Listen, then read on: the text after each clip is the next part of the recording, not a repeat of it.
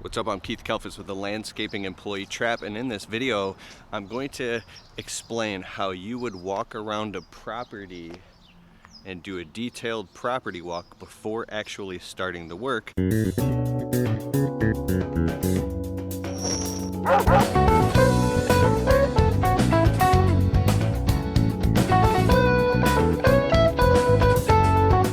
Say if you have a crew, you would explain and paint a picture in their mind of an end result of how everything should be, so then the whole way along they know what they're doing and they understand. Okay, I was fortunate enough to be a landscape foreman for a huge company, one of the biggest companies in Michigan, and they taught me this, so I got to see it, and this is how it works. Okay, so we like to do this whole property trim package where we're trimming all the trees and plants and shrubs and pruning everything and pulling all the weeds, cleaning everything up, and then putting down fresh mulch. They're a couple $1,000 a piece, but here's what you would do. So you get your crew, you have a little huddle, you say, let's do it's an initial property walk before anybody gets started or grabs any tools or anything. We walk around the whole property and explain anything. So I would start up here by saying big picture. We're trimming all the trees and shrubs on the property and we're laying down mulch. And this is how we're gonna do it. We're gonna start out in quadrants or zones, lay down tarps in front of everything, and start out trimming from high to low, right? So this dogwood tree here gets pruned. It's gonna get all the dead wood trimmed out of the inside. It's gonna get the crown reduced, all the reductive cuts, and the crown's gonna get elevated. All the yew shrubs, we're gonna trim all the yew shrubs super tight like a sculpture. Trim them, shake them, trim them, shake them, trim them, to get all the little tiny particles that could be sitting on top of the shrub after we leave and lay mulch. Little particles of dead stuff would be falling on the mulch, not good. We're gonna walk around the whole property here. This is gonna be a pretty detailed video of what you would explain, right? So, dwarf Alberta spruce shrub, they get so overgrown you can't really even trim them. You could just take a nickel off the sides to clean them up, otherwise you're gonna cut into them. These hydrangeas are so overgrown, there's 3 of them. You wanna prune them down, but don't prune the buds of where flowers are gonna be blooming. You wanna elevate the bottom and all the ones that are falling all over the place so they look like nice even groups, if that's what the customer wants, to show a sense of delineation between the garden beds. These are called spirea. Spirea, you wanna trim down nice and clean and tight. You can take a lot off of them, you're not gonna hurt them. These yew shrubs, nice and trimmed like a sculpture. Boxwood shrubs have millions of little tiny leaves, so you wanna put down a canvas or tarps. Trim them, shake them, trim them, shake them, trim them. So they're nice and very tight like sculptures. Japanese maples, you wanna hand prune all the extra branches coming off the top and crazy all over the place. You want to hand prune all up underneath the bottom, trim all the dead wood out. Like here's something that was missed, this big piece of dead wood. Prune out the dead wood from the inside and clean it up so it has a nice shape to it. Here's clematis right here. There's a lot of dead hanging off the bottom. Prune the dead off the clematis. And it depends on what time of year, but you don't really want to touch clematis too much because you can kill it. All the vines down there, if you can see it, if you even hit one of those vines, you're gonna kill the whole thing. People are very sentimental about their clematis, dog. Okay, coming over here, this crab apple tree. Want to prune out all the dead inside, any crossing branches, and reduce the tree. I'm not gonna get too much into that because there's ways you should not trim them. One more thing, lilies. See these lilies? When they're growing too big to the point where they're all crowding each other, you want to go and pull them by hand so they're small little individual groups.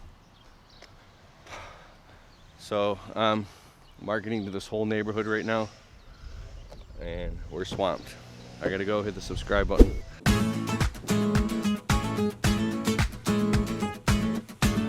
We're in the thick of the season. It's June.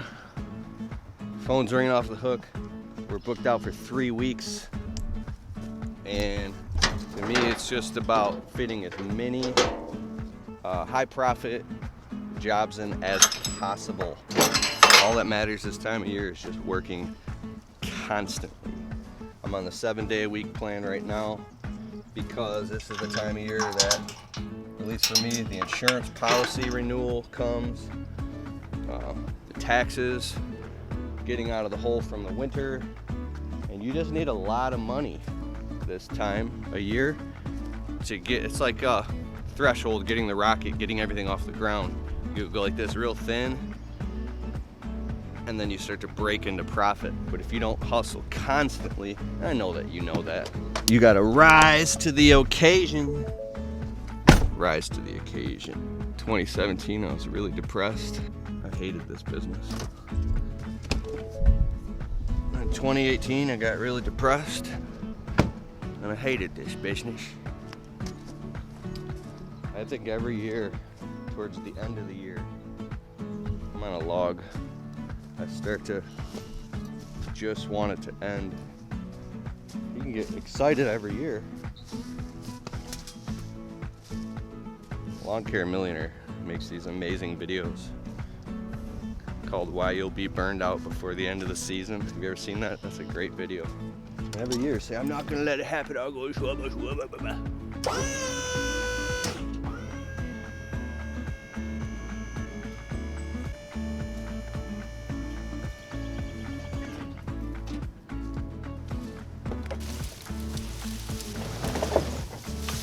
There we go.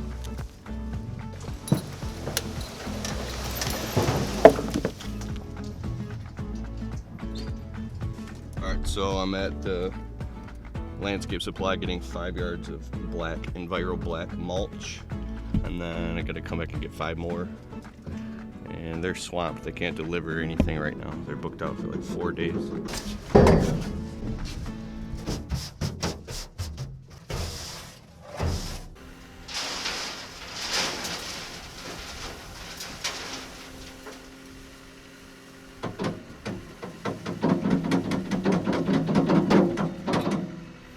I went and got the mulch and dumped it, left the trailer at the job site, and my wide mouth $50 pitchfork is missing. I gotta drive it all the way back to the dump site and see if it's here.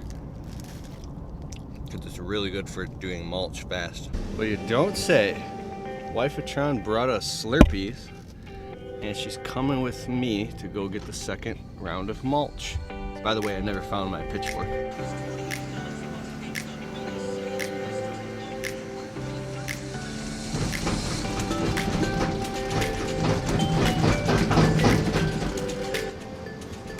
My little gas trick. I put a little bit of gas in this after I pour it, and then I shake it up and pour it in the next one. Yeah, more oil. You ever seen Martin Lawrence's joke, Mo Tussin? Let me know in the comments below if you know I'm talking about Robitussin.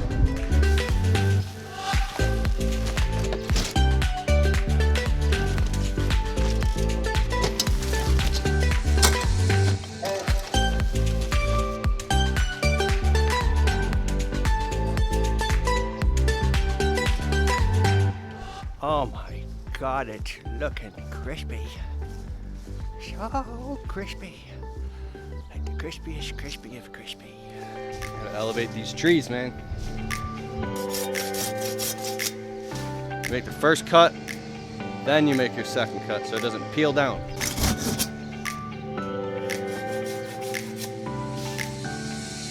I'm getting out the Milwaukee power pruner. It's taking too long.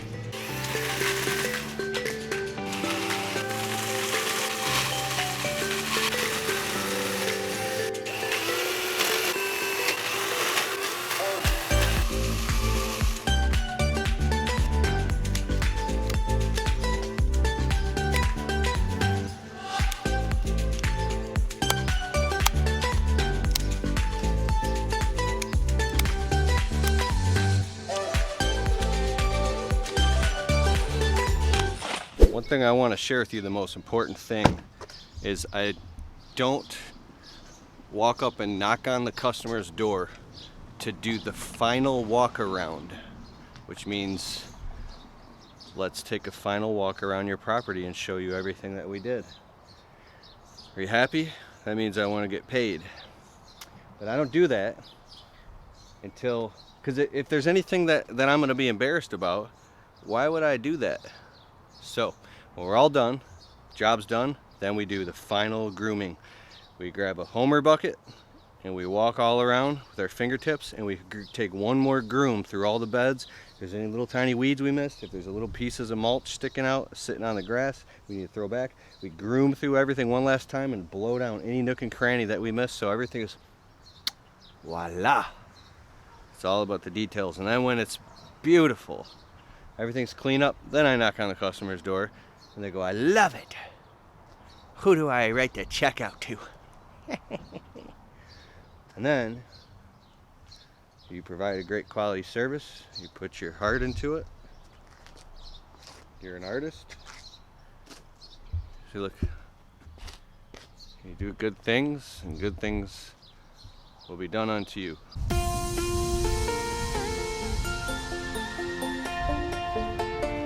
It's looking crispy, dog. I didn't have time to tape it, but we just finished up that job.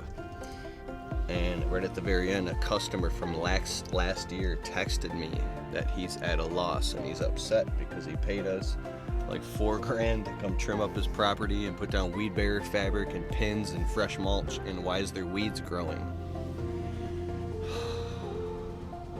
I was like, interesting, can you send me some pictures? So he sent me some pictures, and I saw lamb's quarter, clover, horsetail, and some prickly lettuce weed. And so I said I'll be there in 15 minutes. Left the job site, pulled up at his house. He's outside. I jump out with a bucket and some preen, and he's like, "Oh, you don't have to do all that." And I jumped around. I just started pulling all the weeds on this whole property. I just pulled all the weeds in like 15 minutes, like lightning fast.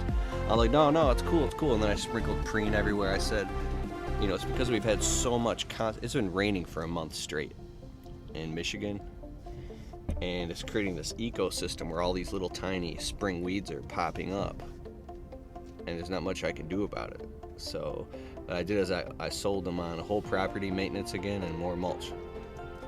Alright, that's the end of this vlog. Just got home from work. My little doggies, I love my doggies. Look at all these boxes we're moving. Getting ready to move.